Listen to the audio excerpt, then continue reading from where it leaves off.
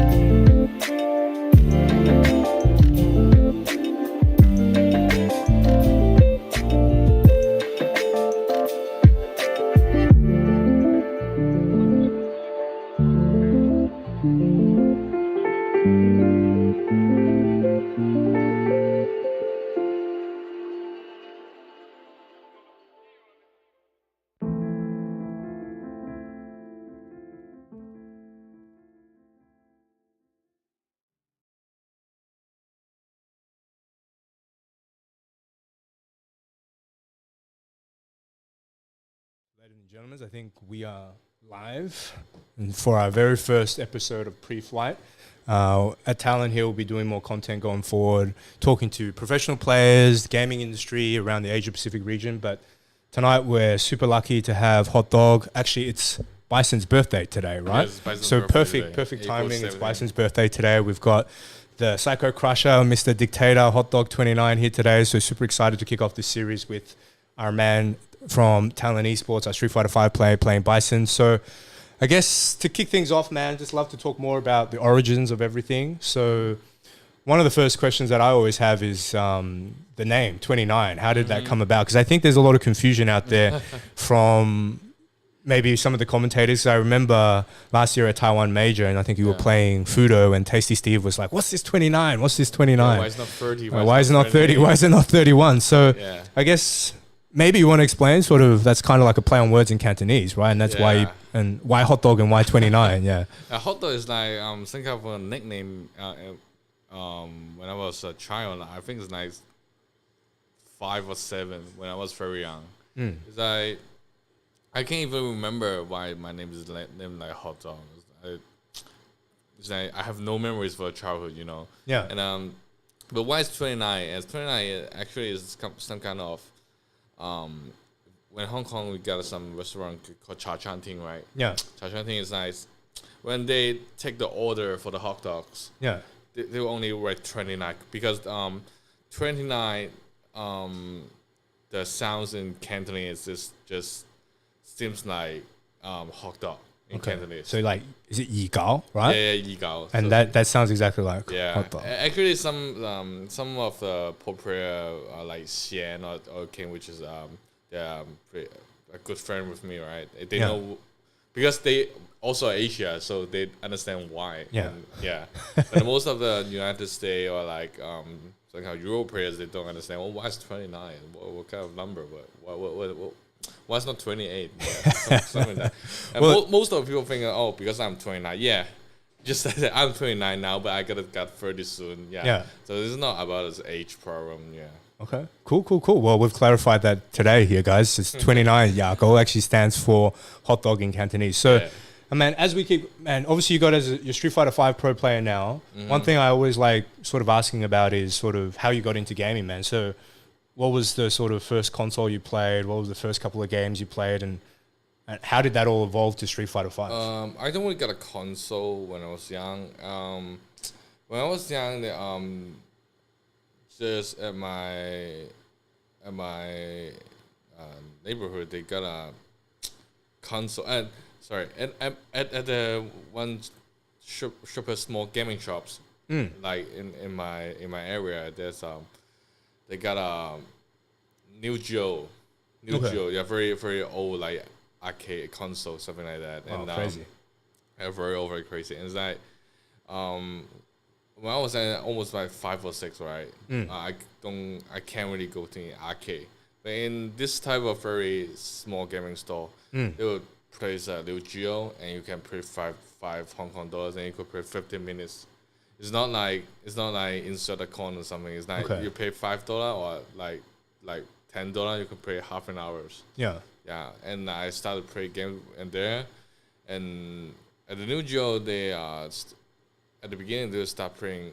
My first fighting game should be King of Fighters 96. First fighting game. Okay. Yeah, first fighting game 96. I don't even know the combo, but I love playing the game, and then my childhood I always went to that gaming store. Yeah.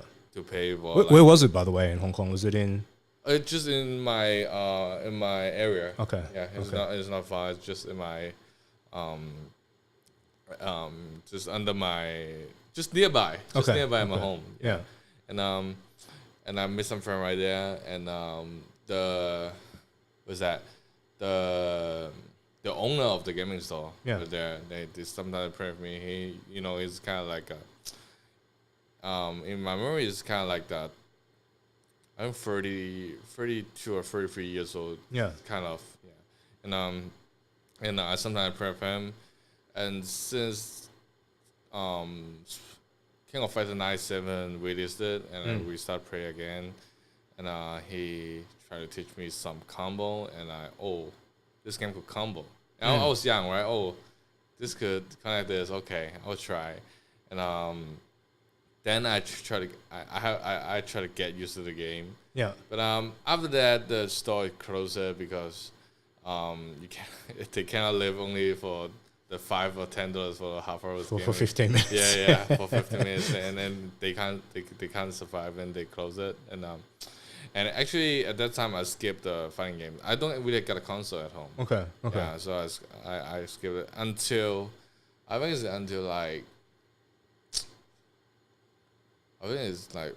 13 or 14 years old. Okay.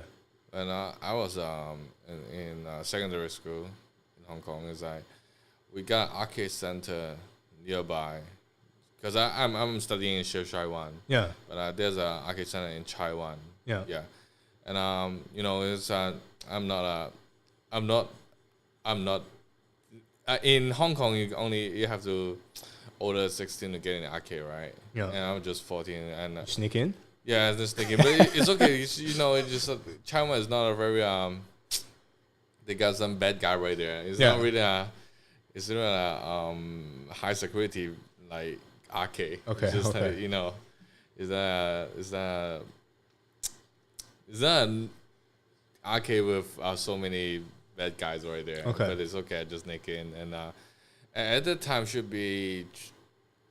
it's already like 2002. Okay. Yeah, my after many years, my first fighting game to get better, the King of Fighters should be 2002. And I try to like play more the fighting games because I love fighting games. Is like fighting games is like one-on-one, right? Yeah. And you can always and he got so many possibilities. It's like you can get many combo, you can discover something by your own. It's like, and I love this type of stuff. And I try to play the King of Fighters 2002. But at the arcade they don't really got so many people right there to play the fighting games. And but I keep playing. Is I love the game, and I beat every people right there. Sometimes the bad guy would like, oh, why you beat me? He's like, you give me $10, something like that. So you had a natural talent for fighting games from very early age. Yeah. So now after that, after my secondary school life, I've been Ivy. It's like the kind of industry college in Wan Chai. Yeah. And at that time, I know there's one arcade center that have many good players for King of Fighters 98 or 2002. So I've been there and I made many good friends right there.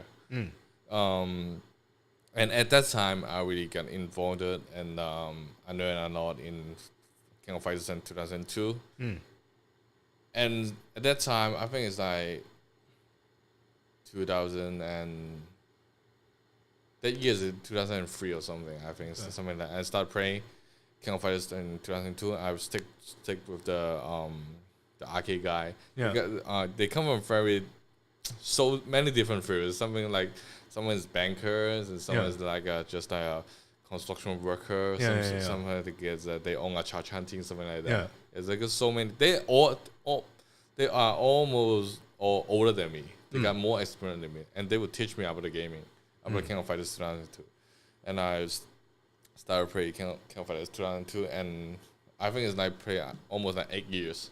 Okay. Maybe in the arcade center until the arcade center closed. When did you switch over to Street Fighter then? Like, cause did you start playing Street Fighter 4 first, or was it? I did try Street Fighter 4, but I'm not really like involved in it. I only played Street Fighter 4 and Tekken 6 at that time. Okay. Yeah. I only played this game when no one's playing King of Fighters. Yeah. Yeah, because sometimes I've been there or only got few people right there. And King of Fighters had a pretty long break. Like after, like they didn't make SNK didn't do them anymore. King of Fighters afterwards, right? It's like 2002 and and King of Fighters 98.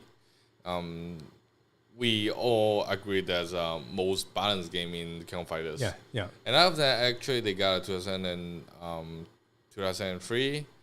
I think, and after that, they got get King of Fighters. I think it's 10, and 11 and 12 or something like that. Okay. We have tried the game, but we don't really like it. Okay. So only stick with the 98 in 2002 until the Ultimate Battles version come out for 98 in 2002. Okay. So I played Street Fighter 4 only when no one playing King of Fighters, and I tried the game.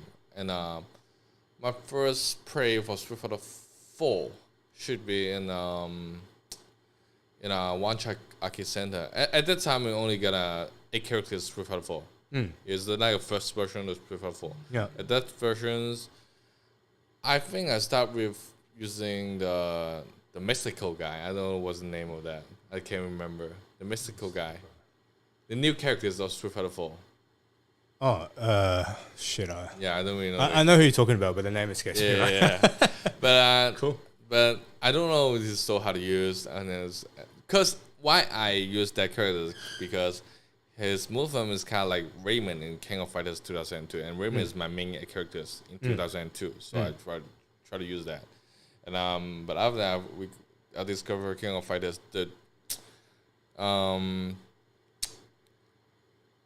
like the combo style or like the feelings of the pressing buttons is not the same in King of Fighters. It's so different. So I can't really play this kind of characters in this game. And at that time I got beaten by an old man. He stayed with M Bison for the Street Fighter 4, and I think this character is pretty cool. I know what this character is because even I don't play a game, at least I know some kind of characters in the game. I gotta try M Bison for that. And I did play Street Fighter 4, but it's not like same is not really get involved. It's like I play sometimes. When no one playing King of Fighters, and I beat some people, but the people it seems like I'm not really good. And so I don't really play for a long time Street Fighter 4.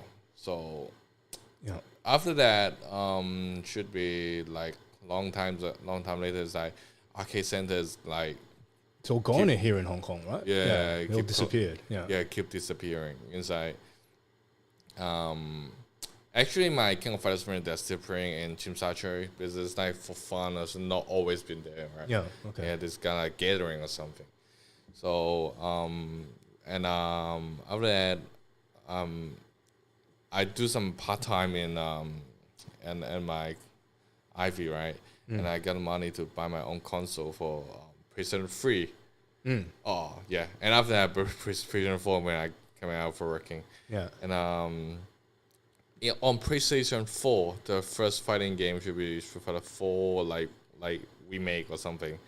But I didn't buy it because I don't really involve this game. And after that, Street Fighter come out like 3 years ago.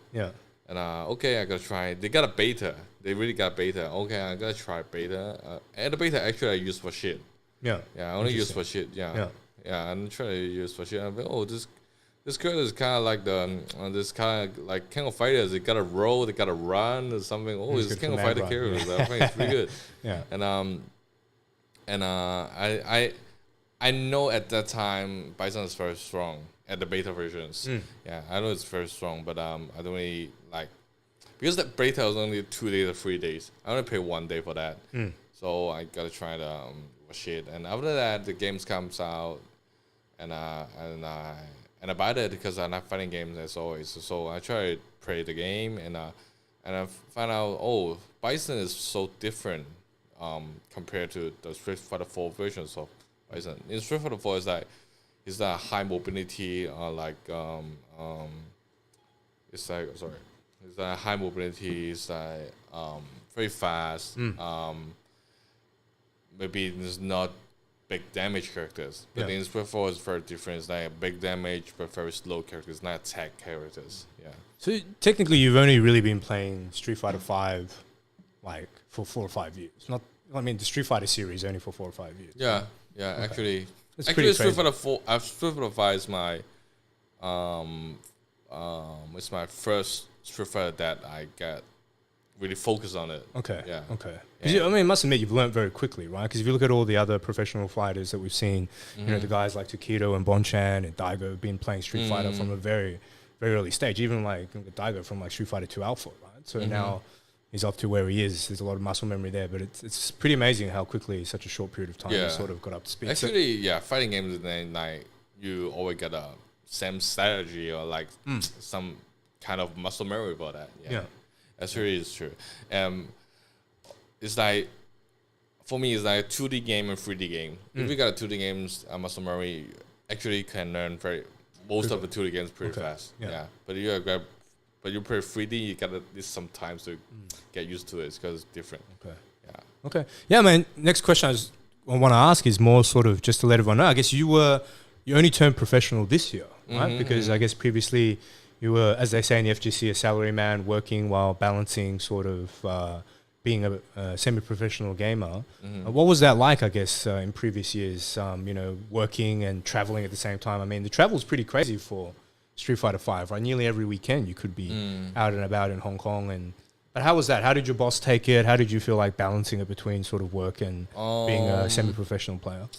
Actually, I don't really tell my company that I'm a part-time fighting games pro players. I need to travel for tournament. I didn't tell that. It's like every time I like got a tournament, I need to go like Asia CBT. At least I need to take, I think, like the Monday off, right, or the Friday off at least, right? Particularly. Actually in construction fields that we got a 5.5 day working. Oh, so you can do half a day on Saturday as well. Yeah. Okay. So actually, first of all, every time I request for leaves is like I only do a shit reason for the application form is like traveling with my family, something like that. Okay. Yeah, because I'm afraid that even the esports industry is growing up and looking good now, but for the traditional industry, they don't really understand that. They don't really accept the reason is that you're part time. We can't accept a part time when you got a full time here. I'm so afraid for that. So I always keep a secret. I only got very close friend in that company. Know I'm a part time player because they know one of them know the fighting game. Oh, this is you, man. This is me. It's something like that. It's not Batman stuff. Oh yeah, this is you, Batman. Oh yeah, this is me. Secret life as Hotdog29 on the weekends, right? So, actually, it's not doing good. It's like you're so hard to balance like between your full time working and your part time fighting game. It's like if you can always training like after works, right? But sometimes in Hong Kong, working like 10 hours is so often. It's like you always got overtime working. And hours here are pretty long, right? So it's pretty normal. You don't really got much time for training, and even you got time for training, and maybe you gotta snip at 2:00 a.m. or like 3:00 a.m. and you only can sleep few hours before you're working, right? And at the beginning of that, my construction company, my full-time job, I don't really got a very heavy workload. So at that time, it's okay. But after I think last year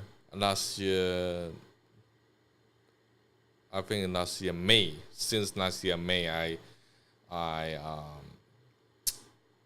my company decided to move me to the NR team because they got a new project. They need some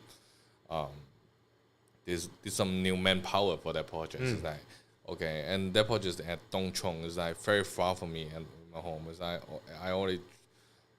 every day I travel 2 hours for working and live 2 hours and just 2 hours to home. Yeah, and something like that. And I am one of the main manager for that project. It's like there's so crazy workload for that, and it's a company new project, and I only got few guys to working with me. Is like crazy workload. At that time, I actually pretty depressed. It's like, oh, am I working? For my workload is like so heavy, and I can't even focus on a fighting game. It's like, I remember at that time should be the Singapore module, something like that. At that time, the first premium after that, the period after the depression period is like, honestly, for the Singapore tournaments, I can't really focus on the game. I don't even know what I was playing. It's like, okay, I lost to Jojo and Fujimura. Or at the result, it sounds like, oh yeah, they're very good players. You lose, right? But actually, for the gameplay, I don't really know what I was doing. I can't even remember. It's like, It's crazy. too depressed. It's like, I think the time so you'd have the balance of the working and the training. Actually, it's okay. It's not that bad. You just sleep less, or at the holiday you just spend more time for that. And for the leaving, for the request leaving, or leaving application is like, if you got money, if you got enough money, you could just take no pay leave. And my company actually totally is okay if you just take a no pay leave. Actually, I got ones is I want to take low pay leave, but they rejected because the project is it's like intense period for the project. I don't let me press it, but actually it's still okay. I could like most of tournament I could attend to take a fail low pay leave. Actually, it's okay. But I think the biggest problem is the working depression, or like the fighting game depression. They would like affect each other. It's like when I doing my full-time job and I got something's not working so well, actually that would affect my affect my fighting game. Yeah, when the fighting games are pretty not that good, actually they will affect my main time. I think it's the biggest problem for that. Well, I think it's not just that. It's because it's just like if you look at the other professional players in all the other countries that are fully sponsored, right? Just training time is such a big thing, right? Because they have 8 hours, 12 hours, 16 hours a day to work on it. Whereas, you're trying to get through 10 to 12 hours of work, come home, trying to balance that training and then flying and obviously dealing with the pressures from both sides. It's definitely very difficult. So I guess my next question is sort of more focused around sort of what is it like now being a pro player? Like how is has your family sort of objected to that? Have your parents been supportive? And sort of what about your friends and family? Is everyone like, wow, Hot Dog's like a pro player here in Hong Kong? What do they think about sort of that? And what do you think about in general, I guess, here in Hong Kong about people taking esports careers, right? Because I would generally think, and, I obviously had Asian parents as well, there's a lot of pressure like, why are you playing games, right? And why are you playing games professionally? It just sounds crazy for most Asian parents, right? It's true. For my periods, for my old companies, when I leave, I tell the truth that I gotta be a full-time pro gaming for full-time pro gamers or something like that. And so wow, actually it's good for you. Even my manager, the manager is like the manager thought is a good thing for me. Like he's a new career, but when he told me as I'm still young, you gotta try something like dreaming or something. It's some kind of dream because it's not like a traditional industry for that. It's not a traditional career like making money or like you can get promotion, something like that. It's not like that. And actually they really support me when I gonna leave the company. That impressed me. I thought for the traditional construction, right? Very traditional industry. Here in Hong Kong. Traditional industry. They don't really think this is a career. They don't really think this is a career. It's like it's a habit, something. They just think this is a habit. So, but they really support me for that. They actually told me, if you are not working so well, like after you can come back or something like that. That's good. That your boss is super supportive, right? I think that's really good to hear. This is good for me. And for my family, my mom always support me for anything. They don't. She don't really care what I was doing. Okay. Yeah. You just do what you want to do, and you can like take care of yourself. You can living for that career. If you can do this, or if you can make this on, you can just do whatever you want or something like that. I mean, my mom, they don't even understand what career I was doing. You know, I'm playing fighting games for competition. I have to always traveling for the competition. But she don't really know details. But she's supporting me. I think it's okay. That's good. That's good, that's man. good. Because definitely, I think you know, in the past we've spoken to some Hong Kong players' parents before. Because you know, obviously at Talon we sign a lot of Hong Kong talent, and it's hard, man. Because like one time I remember going to some place on the border of Shenzhen to speak to this dad, and he was asking me, it's like, why the effort are you paying my son to play games, right? It makes zero sense. But I think it's good that, I mean, people like yourself and obviously Human Bomb before you and all the guys that are sort of building careers in esports is kind of a good example for potential future players that want to follow your paths. But I guess next thing that I just want to ask you about is, what do you think about sort of the Hong Kong scene here for esports? Like obviously smallish market here, but still I would say a lot of strong talent. Like even if you look at Street Fighter 5, a lot of strong players given the population here. And also I guess in other games that we see here in Hong Kong, like League of Legends, a lot of strong players playing in the LMS, as well as some other games like PUBG. We've got some Overwatch players now playing in some of the academy teams for Overwatch League as well. But what do you think about the overall scene here in Hong Kong? And potentially, I guess, what can we improve, I guess, to help sort of younger players who are looking to get careers professionally here? In Hong Kong is like, if you're like asking someone in Hong Kong, like young people, they was thinking esport equals League of Legends. Yeah, of course. Biggest game here in this region. Biggest game here. Yeah. Because what's the reason why they think League of Legends is equals esport in Hong Kong? One of the reasons, League of Legends is one of the biggest game in the world, right? Everyone's playing the games, and but actually the main reason is like Toys got us a champion for League of Legends, right? For the Worlds, right? Yeah. So I think for fighting games we got a smaller communities. I know that because it's like we got a smaller group of players, because fighting games you gotta have to spend a lot of time of training, combos, matchups, or the reaction, the muscle memory, many things for that. It's not like League of Legends, like, oh, you can get it, you got tutorial for you, you can play with some like more newbie, and you don't really, for some champions in the game, you don't really need a very high skill for the game. And it's a team play game. You can play with your friends, something like that. And fighting games is not like that kind of things. It's like you have to spend so much time for that. So I understand why the young people don't really play the fighting games. Actually, some people they play, but they will give up very soon. Because it's hard, man. It's hard learning Street Fighter 5, right? The learning curve is incredibly high. Yeah, I know. It's a hard learning game. So, but I think, I'm not saying me. I think if one of us could get a world champion. Well, I hope it's you, man. Evo champion, CPT champion sometime. I hope it's me. Yeah, I hope one of them got a Evo or like a Talon Cup champion. And at that time, I won't expect it's like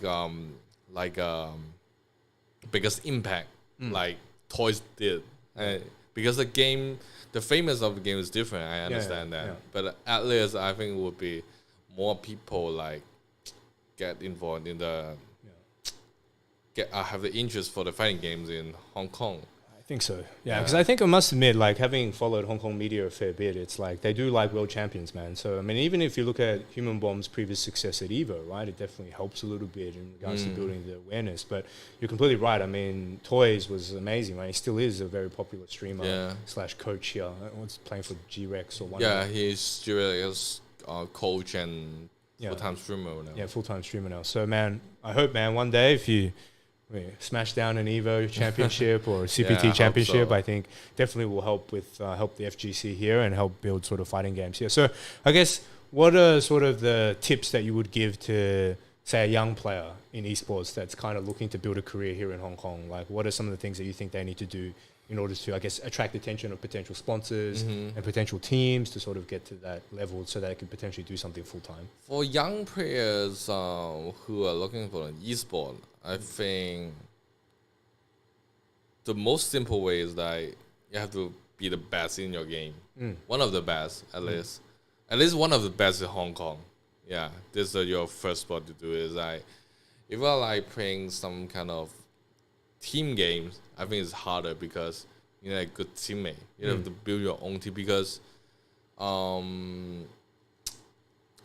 team games, yeah, in some kind of team game you can see your own skill for that. But most of the situations that a team play, you have to like have your own team to do it. But like I'm only saying for fighting that because I don't know fighting games.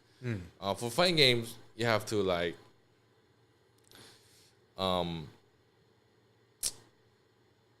make people know you are one of the best in Hong Kong. Like you are like playing some characters is not that famous. For me, I just talk about me. For me, before I get the professional gamers, before that, I was already the best buys in Hong Kong. And I already got some YouTube clip. This is not clipped by me. It's some other people clip my gameplay because they think I'm playing pretty well. Yeah. And they got something for that. And You also had some strong results, right? Because I remember when we first saw you was Hong Kong Esports Festival 2 years ago. You had a top 8 finish there, right? nine. Just nine. Yeah. Because 2 you years were ago. top 8 on the Sunday. I remember Yeah. watching you there. Yeah. I think it's top 16 on Sunday. Yeah. Top 16. Yeah. Okay.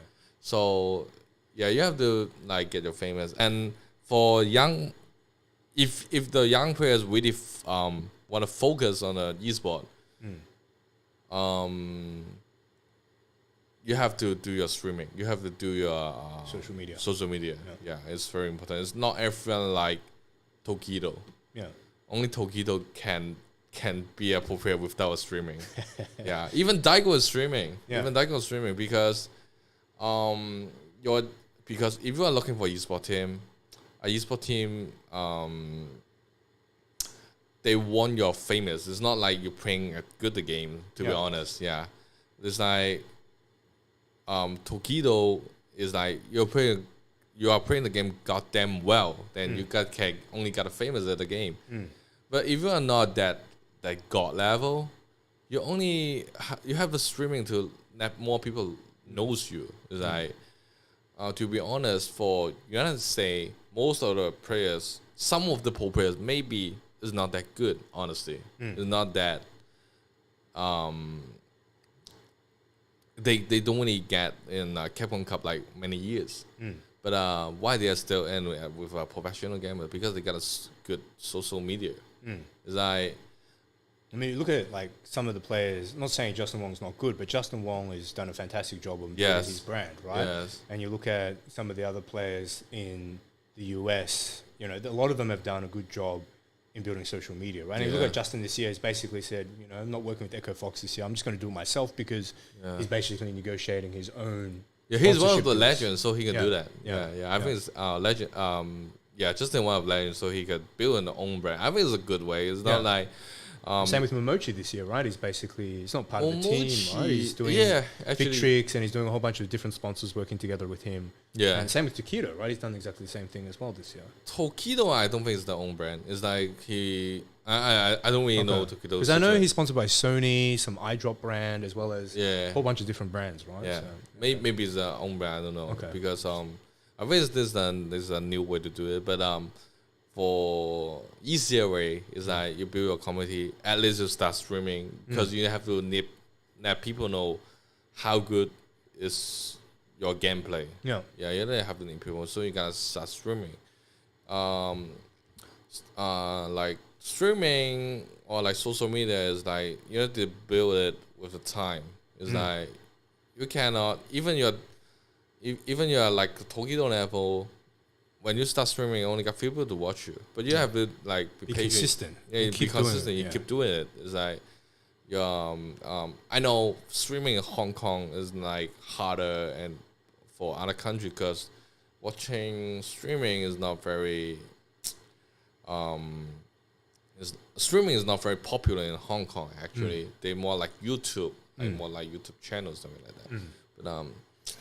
But you have to build it because for maybe it's not just for Hong Kong. If you are looking for esports sponsor,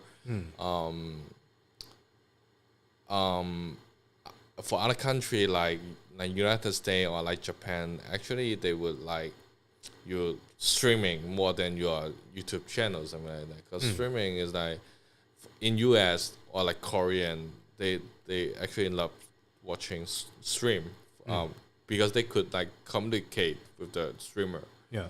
So It's a great way to interact with fans because you Yeah. can actually talk to them. yeah, actually as you're talk with playing, them. right? Yeah. So yeah, for advice for young players, you have to try to be one of the best in your game, and you gotta start streaming at this. Cool. It's great advice. So I guess interesting thing that I think is, I'd love to talk to you about more about Street Fighter 5 is around training, right? So I think about Street Fighter 5 and, there's so many things that you need to train when you start. Like I look at myself, I've been playing the game for months now, kind of worked up to platinum, but just that initial period of just say grinding combos takes a very, very long time. But then I just can't imagine for you guys where you have to train for matchups, you have to train for, balance changes, you have to train for different styles, right? So could you walk through us typically like, what are you working on a weekly basis when you're training? Like, are you looking at matchups or are you doing your own analysis on video clips? Like, how does a training schedule for you look like on a weekly For basis? training schedule, for me is I only play ranking for warm up or like new setup. Okay. I want to try because on ranking, the people don't really respect the gameplay because they only lose points. They only like take care of that. They don't really care, and the matchup we cannot choose, and the connection wasn't that good. So ranking only for warm up or new setup for me actually. After almost 3 years of playing Street Fighter 5, to be honest, this game is not that Combo, it's not as crazy as Street Fighter 4, right? You Yeah, had one it's frame not- links in Street Fighter 4. Yeah, Now it's most not- of it's like it's not three. that hard to learn or okay. do it. So combo is not the problem in this game. The problem is like the matchups. It's like if you are sticking with one character, or even you stay with 2 or 3 characters, you have to like understand the matchups you're doing, what you should do, what you could do, and like some of the buttons of your opponents in the matchups. How could you deal with them? Yeah. And this kind of stuff you have to doing training mode for the lapping is that you have to lap it is like, and you have to do it bit by bit. It's not like because your opponent is not a machines. Yeah. If you are like got a training partner like me, is like when I train Washington, I gotta find Oil King. Or training a Yuri, I gotta find some of my Taiwan friends, something like that. And they are not machine. They will learn it. If you got a new stuff for these matchups, and then this is new stuff for you, okay. They'll adapt too, right? Yeah, they'll adapt too. Yeah. How could I deal with them? Yeah. And you guys will get involved. It's like you will get better. So finding a good training partner is one of the good way to improve my gameplay for me. Is like So you've been spending a lot of time. Sorry for interrupting, but you've been spending a lot of time training with Oil King as one of your main training partners, right? Yeah. And Shen is also. Shen is not that good, but because for this year, I've been full time, right? So I always met Oil King, Shen, Gamma B, because for Asia, That's the only good connections that you can. probably get. for Asia, which is speaking Cantonese or like Chinese, only got 4 of us. Yeah, yeah. Maybe sometimes JY and Shanghai were there, but Yeah. sometimes they're not there. Yeah. Then most of them is 4 of us. Yeah. It's like, okay, we're just playing together. Yeah. Yeah. So yeah, I play with Xian a lot for the Ibuki matchups. So the matchups is one of the issue I did to focus on Street Fighter 5 because I'm just sticking with M Bison. M Bison actually is pretty good in this season, but he is still suffering for some matchups. So you have to like try to training more with the matchup that you could like discover more stuff you can do in the matchups. And I think this is one of my schedule. And after that, sometimes I will do training mode. It's not for the matches, for some gimmick stuff. It's like some tricks, some setup. That setup that you had with Itazan in the last round for the FV Cup. Actually, this is the most easy setup. I got so many more complicated. I thought that, setup. man, I lost my head when I saw that because you obviously had the command grab bomb on him, and then you went up and baffle, and then you basically crossed him up, right? It looked like, and then executed the bomb, double medium punch into scissors and super. So that was crazy, man. But okay, interesting. Yeah.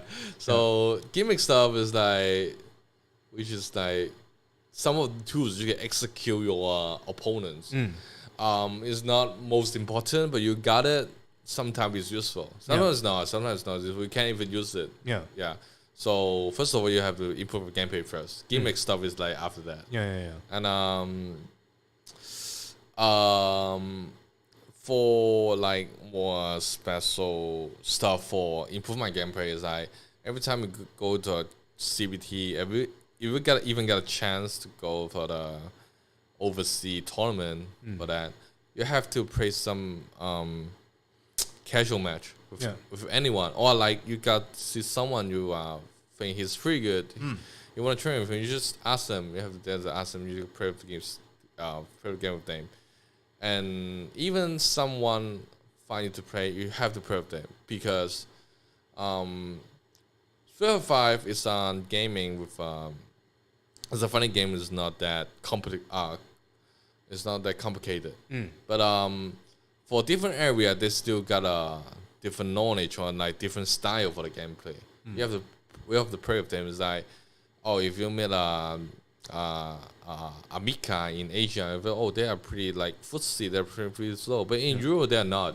They're just being crazy. They'll rush you down. So you're actually saying that that's kind of interesting. I didn't know that. So like in different countries, like say in Japan, Asia, and Europe and US, different characters, the way they are played is actually very even different. same character, they got a different style for that. So you have to, if you got a chance, go to most any overseas CBT, you have to spend some time for the casual in the venue. Most of the CBT, they got some casual setup right there. You just pray of them because they will improve your knowledge because the game is worldwide. You really want to be a pro players for that.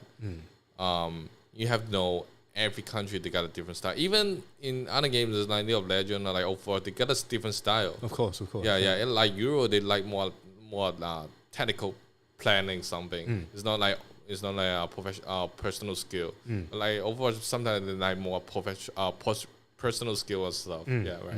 So in fighting games, it's the same. They got different style in different areas. So try to play with more different players, and you will find something that you are suffering, or and you could go back to training mode, working on it. And when you think you are ready for the matchup, and you just find some good player for the matchups and play with them, and it's not like I beat this guy 3-0. I think it's okay for this matchups. It's not. You keep finding your training partner for the matchups. It's like they will get involved. There are people. They are you got this new for me. They would like learning. And you got new stuff for your matchups, and you will know. He can do this to deal with my new stuff. So okay, I need to think something more. So do a lot of the pro players like watch each other's footage of previous tournaments and have different sort of styles or ways you approach them? So like for example, like you train with Oil King a lot, right?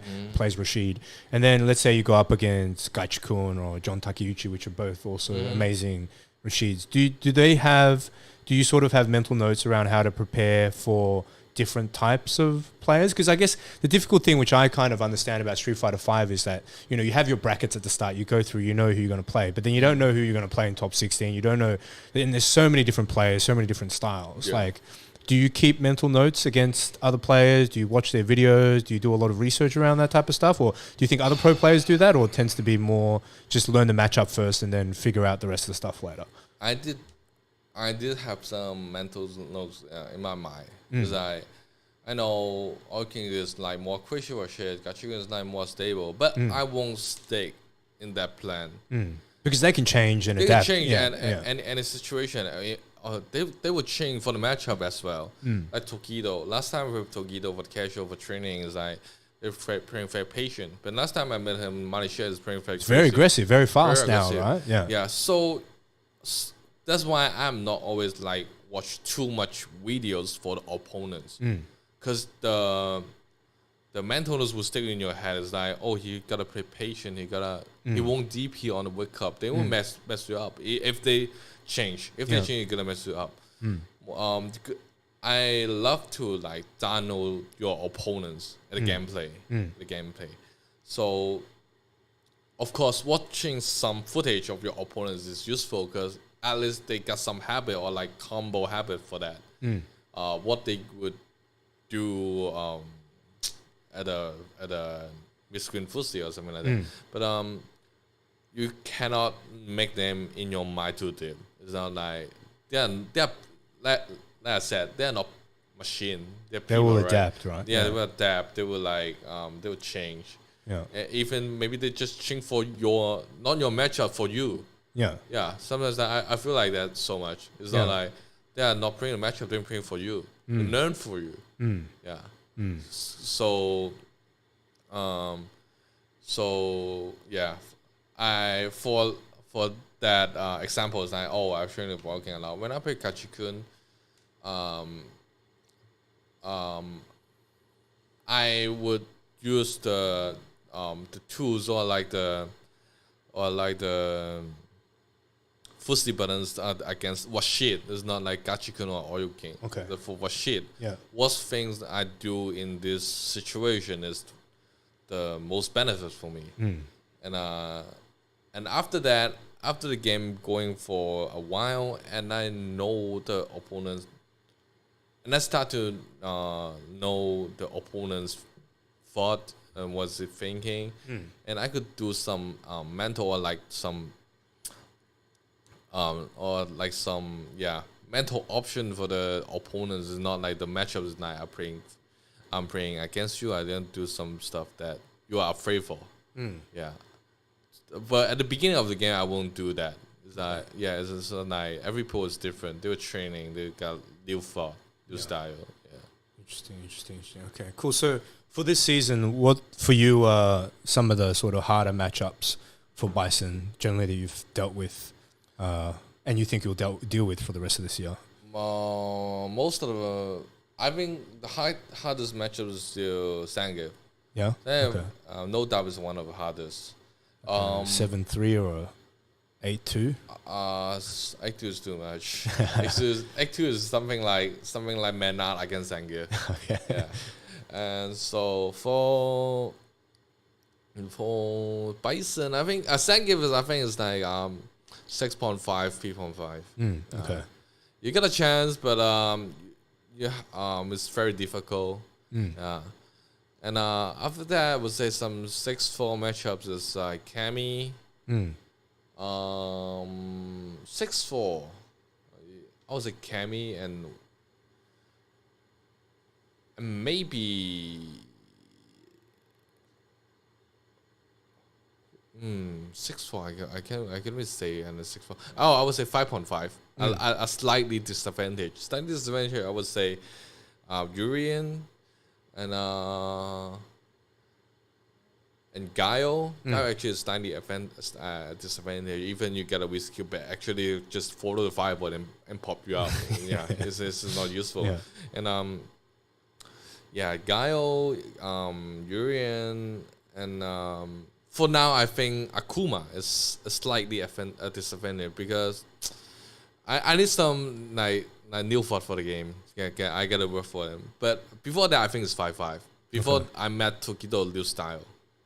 Actually, I deal with most of the Akuma. I would say 5-5. But for Tokido, I think it's slightly disadvantage. Well, he's crazy, right? Yeah, he learned something new for the matchup. Yeah, it indeed helps. Yeah. So yeah, I can't really tell these right now, but he learned something new for that.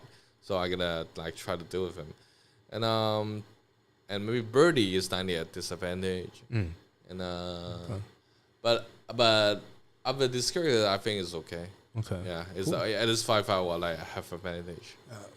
One thing I also want to ask, man, is around sort of how you deal with nerves, man, because sometimes I'm watching you from like Hong Kong and, you know, like FV Cup, for example, when you were playing those top eights against Sako, Bonchan, and it was all down to sort of last round, last game.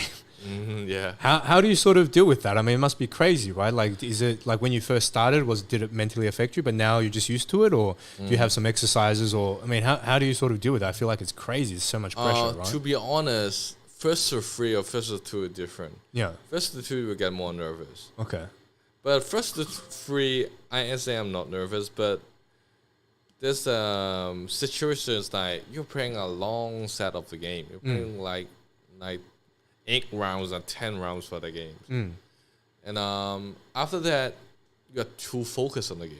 You can't even think about anything. Yeah. At every cup, actually, I get in this situation. It's like, oh, I'm too focused. I don't even know it's the last round. You just play every round by itself. That's smart. I think because if you think about, I think a lot of sports psychologists will say that, you know, play it without the context of what's happening actually makes you, I mean, you don't have to play with fear. Like sometimes I guess for when I play online, you're down to the last round, last game, you're kind of like, oh, do I play within myself? But it's smart that you actually just play it individually as that game. Sometimes if you're too focused on a game, you don't get time to nerve. You don't really get time to nerve. You just you're just so focused. It's like you want to do your best in every round. You only think what you did wrong in the last round, or what you did good in the last round, and you're too busy for this kind of thought, and you gotta really get time for that. But first two, if the gaming too fast, you got, because it could be very quick, right? This could be very quick, and then maybe you got nerve, but for that, the most easy way for me is deep breath. I think it's pretty useful. Deep breath in tournament is so useful. You see Takedo doing a lot of that in between rounds, right? He's always got some sort of breathing techniques that he's using to try to calm himself down. Yeah, actually, it's not like the special technique. Just like, I think you could just do a deep breath and try to focus on your breath. Before your game you got noting, right? I always like deep breath, close your eyes, focus on your breath, or focus on your breathing. And when it gets stopped, you just open your eyes. And this is like, there's something like, for me, is like, I want to try to make myself get in the game. So I close my eyes, take a deep breath. I focus on the breath. It's like, I don't care what the environment is. I just, after this breath, I get in the game. Something like that. Okay. I think it's pretty useful for me. I think that's a good tip, because I think I heard that for a lot of tennis players as well, it's kind of like similar way to think about when you're playing points, because let's say your break point down and you got to serve. You don't want to serve softer, right? You still want to play at your maximum capacity and try and play it like that. So I think that's really important. So it's interesting that you like that. So I guess we're kind of at a stage now where we're potentially getting close to wrapping up. Just wanted to ask the chat, did anyone have any sort of questions for Hot Dog? We could potentially, now we've got some time, we can ask, but if not, then could be a little bit awkward. Then we could just just continue talking. But if there's any questions, I guess we can take them now. Otherwise, we can just keep chatting. So where you headed off to next? So you've got Mix Up coming up, flying out tomorrow, Mix Up coming up, flying tomorrow. So you're going to Lyon in France? Yes. As first Euro Premium, I heard there's the 10 EVO champion right there.